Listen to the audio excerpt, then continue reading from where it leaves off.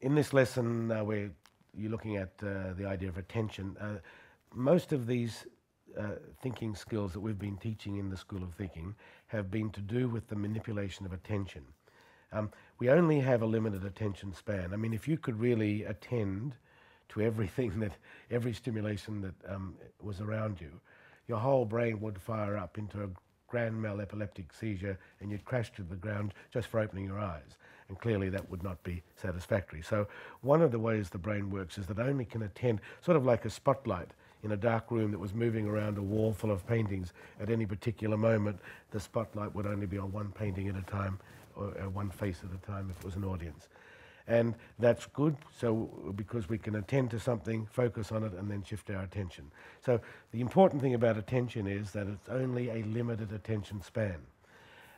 Now, if you know, as we've been talking about through these lessons, the idea of the patterning system of the brain and the idea of building patterns and maintaining the orthodoxy of these patterns. So you've got patterns, you've got limited attention span. You can see how, for most of the time, our attention would be on the traditional patterns, and again, very difficult to escape from. So that's why people are always going down the same pathways, defending the same points of view, voting for the same political party, following the same religion, having the same arguments with their partners, and doing the same thing over and over again.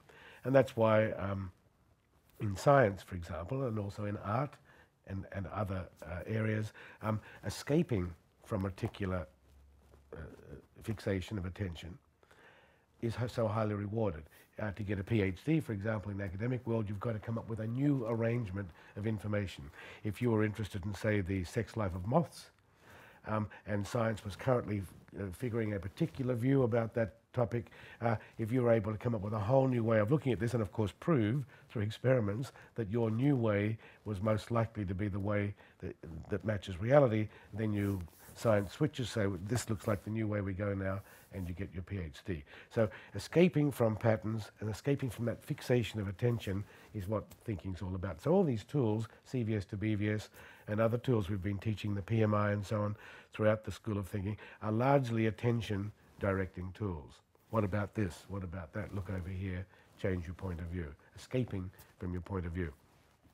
So let's look at something here. Now, the way that I got my PhD was I was looking at the subject of selling.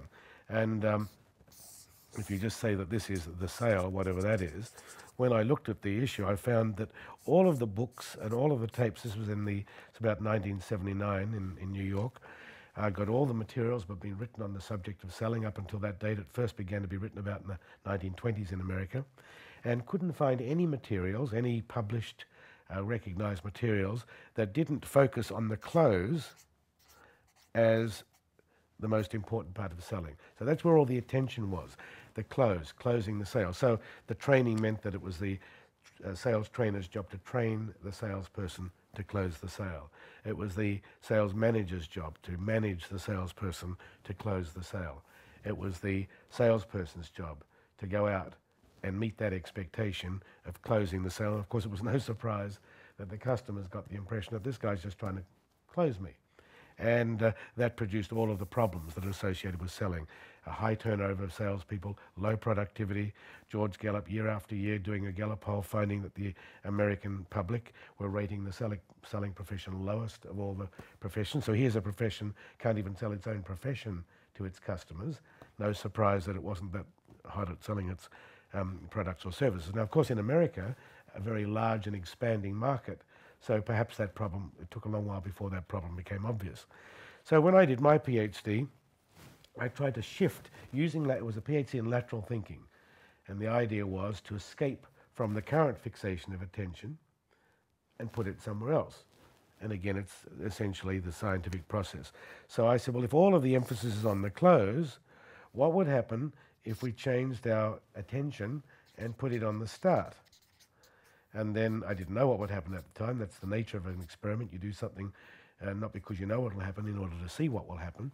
But it turned out that the productivity of the salespeople and the results of the selling went up so dramatically, so often by a factor of 10, that I began to use and then got quite confident about using that idea of multiplying things by 10.